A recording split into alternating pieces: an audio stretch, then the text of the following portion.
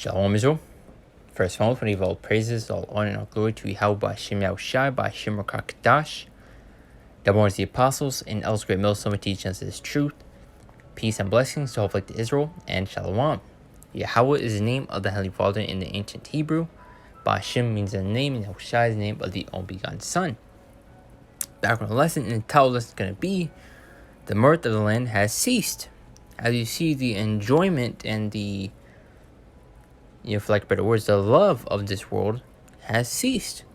People are not as happy anymore. People are not as cheerful as they once were. Things are not as they used to be. As you see right here, this is New York scales back New Year's Eve party in Times Square. And to a lot of people, this is, sacred to kick off the new year, to watch the ball drop, to gather with multiple people and party and drink, to start off the new year. But as you see, they're, scaling it back. They're making restrictions to where you can't even, I believe, go in person. But we won't see, where this house will play out. But you see it in many different areas also. As you see people, with Christmas, this pagan holiday, I don't even feel like Christmas anymore. It don't hit the same, As you see, people are, starting to see, that the mirth has ceased. The enjoyment is not the same, man. But let's continue with this article if it loads. I have to get a new article. Let's get this real quick. It says, is 2022 the Times Square New Year's Eve ball drop canceled? Go back to what I was saying, how this is, sacred to a lot of people to take part in it and to actually go to, Times Square and take part in it. But you see they're implementing restrictions to where, which is what we're right here. It says Times Square New Year party is one of the most awaited annual events, but the ongoing, I'm not even going to say that word, just in case, poses a lot of the uncertainty surrounding the celebrations, and many are wondering if the year's Times Square ball drop has been canceled. So New York City Mayor Bill de Blasio previously told CNN that they were hopeful of the annual New Year's Eve Times Square celebration to go on as planned, which we'll see if that's the case. But it's nuances. So here's everything you need to know about the status of the event. It says that the crowd size has been considerably reduced, and there will be a mask rule in place to minimize the spread of the Omicron variant by allowing more social distancing. So the attendees are required to carry proof of the juice. Unjuiced minors under the age of 5 must be accompanied by a juiced adult to enter the event, the official site says. So you need to have your proof of verification that you have taken the juice to, even attend. So you see the restrictions, the mandates that are being implemented and pushed out, and you see not a lot of people are with, taking it and,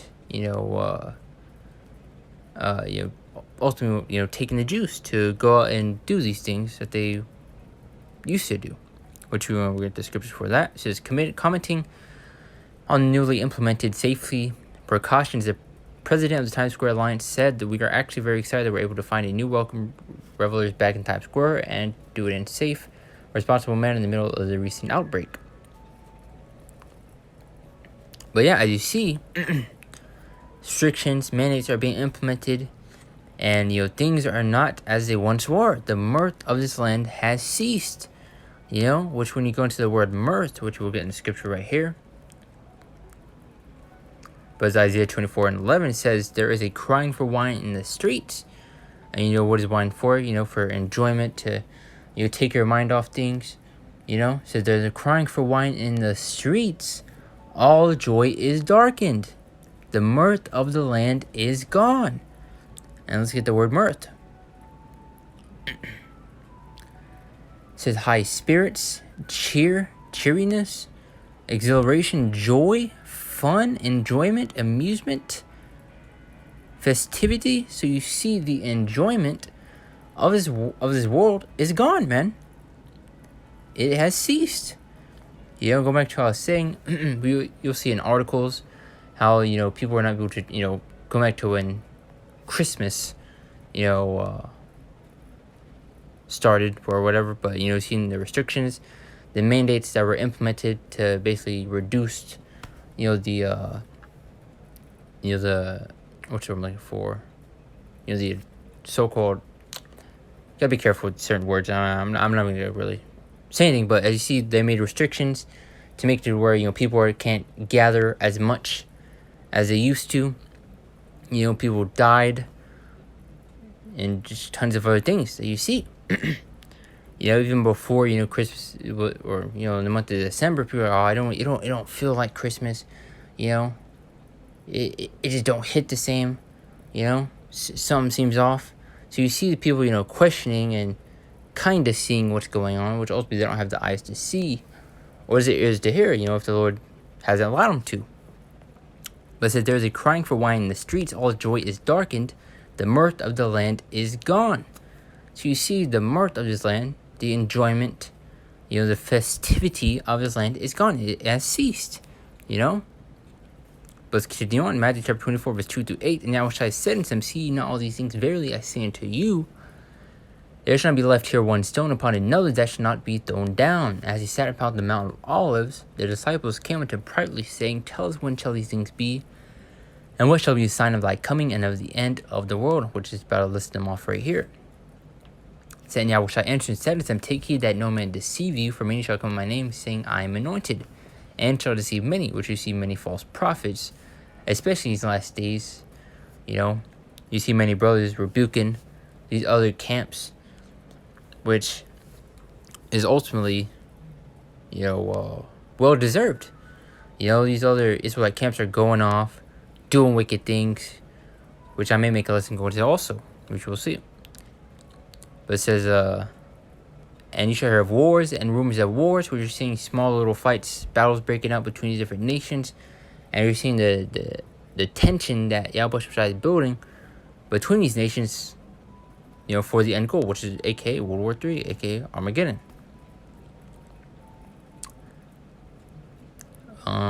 Says, in share of wars, rumors of wars, he didn't trouble, for all these must come to pass, but the end is not yet.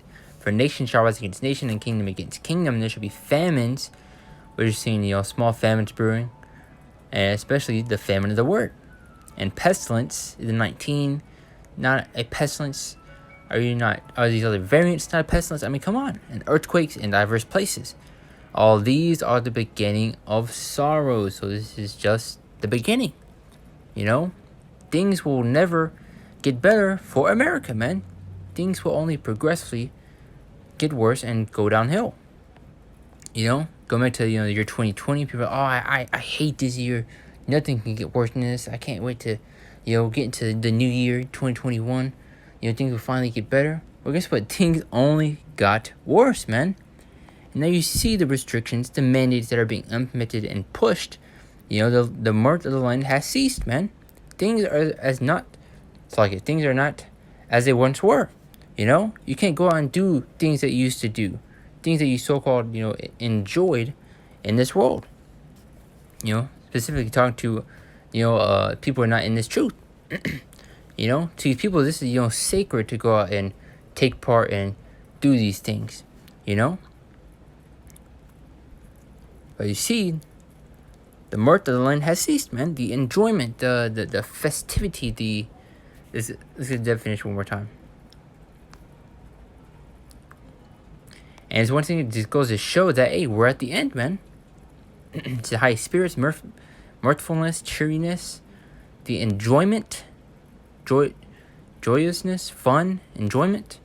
So you see, the enjoyment of this world has ceased. Things are as not. It's like I keep messing up, this sentence I'm trying to say, but things are not as they once were. You can't go out and do things that you used to do. Go and party, have fun, do those things they used to do before the lockdowns and the mandates and restrictions that have been implemented.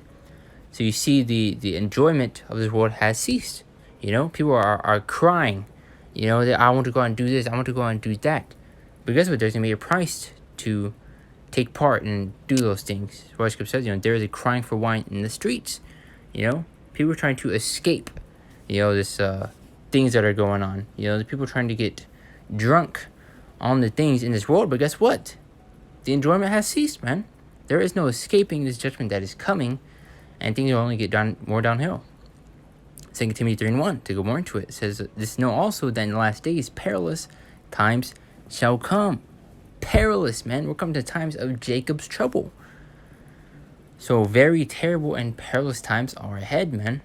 And y'all that not repented, and y'all that have not taken heed to these warnings that Abba gave you through his men, which are the prophets, specifically the camp of GMS, and a few brothers on down that follow the same doctrine. Y'all that have not repented, well, guess what? You'll be destroyed and caught up along this judgment to come. So Ecclesiastes chapter 12, verse 3-4, says, "In the day when the keepers of the house shall tremble, and the strong men shall bow themselves, and the grinders cease because they are few."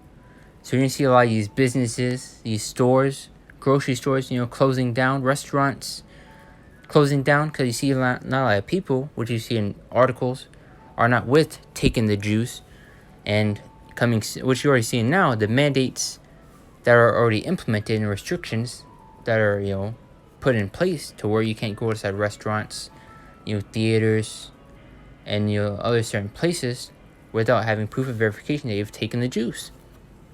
So as you see, not a lot of people are with that, and you're going to see a lot of businesses closing down from that.